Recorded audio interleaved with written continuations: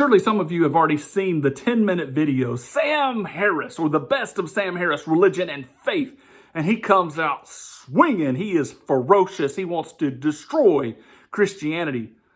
But his thinking is so backwards that if you follow it to its logical conclusion, you're going to end up being as confused as he is. Let's look through some of his quotes and try to figure out what he's trying to say. So he says, beliefs are not like clothing.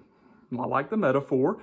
Comfort and utility and attractiveness cannot be our conscious criteria for adopting them. Okay? To believe a proposition, you have to believe that you have good reasons for believing it. And the effect that this belief will have on your life cannot be among those reasons. Now that throws me for a loop, that little last sentence there, because like if I believe something and I'm acting a certain way in life and it's producing negative effects, you better believe I'm going to adapt my thinking and my beliefs so that I don't end up in that bad outcome again. That just doesn't make any sense. And that doesn't really seem to be logical or scientific. It sure doesn't seem to be taking data into effect. So why would he throw that in there? Well, so again, beliefs are not like clothing. You can't just put them on because they're comfortable and utility and attractive. Skip a little bit. To believe a proposition, you have to believe that you have good reasons for believing it.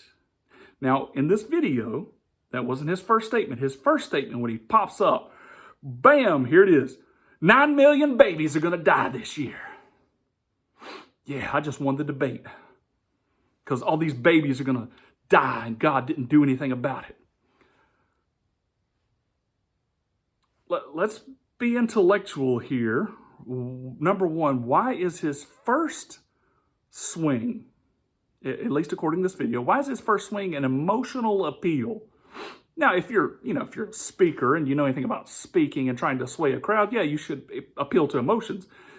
But I thought the whole atheist versus Christian debate was a logical debate. I thought this was, supposed to bring some intelligence to the proposition. He's like, we got to have solid beliefs. Well, what is your solid belief, Sam, that babies dying under the age of 5 this year, what is your solid intellectual logic that that's okay? Or do you just feel like it's wrong? Does it just seem bad for some reason? Like, what's your intelligent, logical reason for this? He further goes on to say, God can't do anything or God doesn't care. So God is either impotent or evil. There's just two choices, right? I think there's plenty of other choices that could be chosen there, but what about a great big number 3? I'm just going to throw this out there. What about God allowing 9 million children to die every year to be the largest stumbling block to atheism in the universe? What? Yeah. This is the stumbling block that atheists cannot step over. They trip over it every single time. Ugh, boom, flat on their face. Because babies dying is a massive emotional appeal to good and evil and to badness and all this kind of stuff. But, if you're going to be a true atheist, what's wrong with population control? If you're going to be a solid atheist, what about survival of the fittest? They just didn't make it. What about life is horrible? Why not those babies die while they're young so they don't have to experience all the rest of the garbage of life? Plus, this kind of asks the question, like this is a reflective issue, but what makes life special? Why are those babies special, Sam? What's the logical reasoning other than we just feel like they're special? And if all that's one way, why are we okay with abortion? Like we're not, all these kids dying, it's really, really bad, but now we kill kids.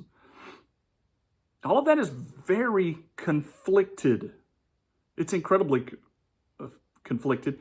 You're nihilistic atheist. You're atheist that doesn't believe there's any meaning or purpose to life. Yeah, they go this route. You're hard atheism.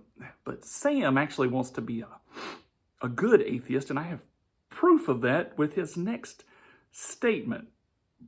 But again, he said you're supposed to have solid reasons for believing, but he just lists something that's an appeal to emotion because life is special and it's good and it's bad that babies die. It just is that way. Okay. He said, it is often imagined that non-believers like myself must be in principle closed to a spiritual life. I wonder why people would think that. You know, like if atheists believe in materialism only, maybe they would seem closed to the spiritual life. But he said, this is not true. You can have a deep spiritual and ethical life without lying to yourself or to your children about the nature of reality, without pretending to know things you do not know. There's nothing that prevents a non-believer from experiencing ecstasy, self-transcending love, rapture, and awe. What in the Sam Hill is Sam talking about? I hope that some of you atheists out there are really scratching your head like, why is he a premier atheist? Why does he have so many atheist followers? I thought this was about logic, and all of a sudden he's claiming to be, super spiritual. You can experience all these wonderful things. In fact, Sam just started his own religion. Did you not see it? He said, I'm not closed to a spiritual life. You could have a deep spiritual and ethical life where you experience self-transcendent love and ecstasy and rapture and awe. And I'm not pretending to know things that I don't know. So is he claiming that he knows these things? What is this broadcast that he's like, you should believe me? Do you see the appeal of authority there? Do not believe all these other religions, these fake religions of the world that talk about spiritual life and all these people that talk about God. And don't believe those things, but believe me when I tell you about spiritual things. Yikes, what? So we don't pretend to know the things that we don't know. So he's appealing to personal testimony. He said, what non-believers don't do is they do not tend to make unjustified and unjustifiable claims. Sam, are you kidding? You don't make unjustified or unjustifiable claims. You're telling us that non-believers can experience rapture and awe and self-transcending love and ecstasy, and either another non-believer is telling you about it, so you're just trusting that, or you're telling us yourself and you just want us to trust you. Why is he going this route? Later, he goes into saying, can you believe in God on bad evidence, which is faith? It's almost verbatim. He's like, can you believe in God, which is bad evidence, which is faith? But he's giving us some really bad evidence. He's like, oh, you can be an atheist and have these incredible spiritual moments. And he goes further. He says, whatever is true about our circumstances, ethically and spiritually, can be discovered now and can be talked about in language compatible with our growing scientific understanding of the world and of the human mind. Boy, that's assertive, arrogant, assumptive. I want to say prideful, but prideful is arrogant. That's a very all-encompassing statement. He's telling us that everything about spirituality can be discovered now. We don't even know everything about reality around us. Are you kidding? Mathematicians will tell you we don't know everything. Chemists will tell you we surely do not know everything. People that are just diving into the world of quantum physics, we surely don't know everything. Psychologists, psychiatrists, we do not know everything.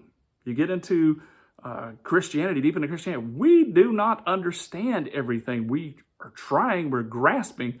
And Sam himself, even though he has a degree in neuroscience, doesn't understand consciousness, cannot fully explain consciousness. So why would we think that he is the guru of Whatever is true about our circumstances, ethically and spiritually, can be discovered now. When did he become the authority?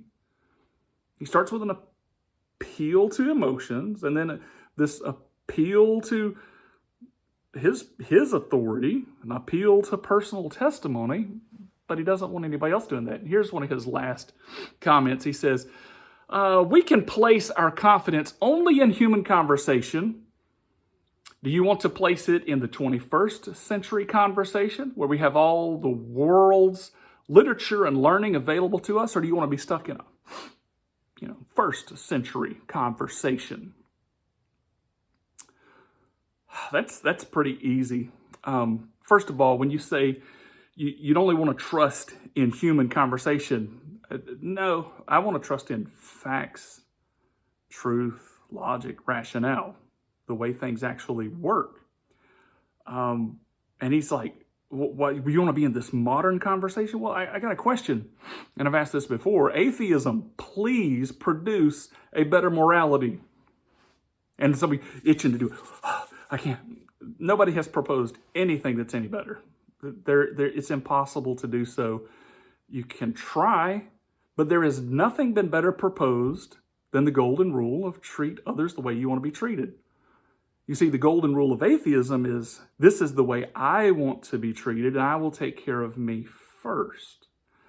The problem with that is there are conflicts in life. There is the need for the ability to help others. There's the need for their skills and my skills, because my skills in this area aren't good enough and your skills in that area aren't good enough. So God builds a compatibility, and we're productive being in unity with each other. And so the proper formula is not me first, but me sacrificing first to put you first. And if anything that atheism produces has already been tested in colonies that failed, in governments that are falling apart, in empires that have totally gone under, if atheism has tried all of those things and just massively failed, then I'm just going to stick with those old inspired books that Sam so readily despises.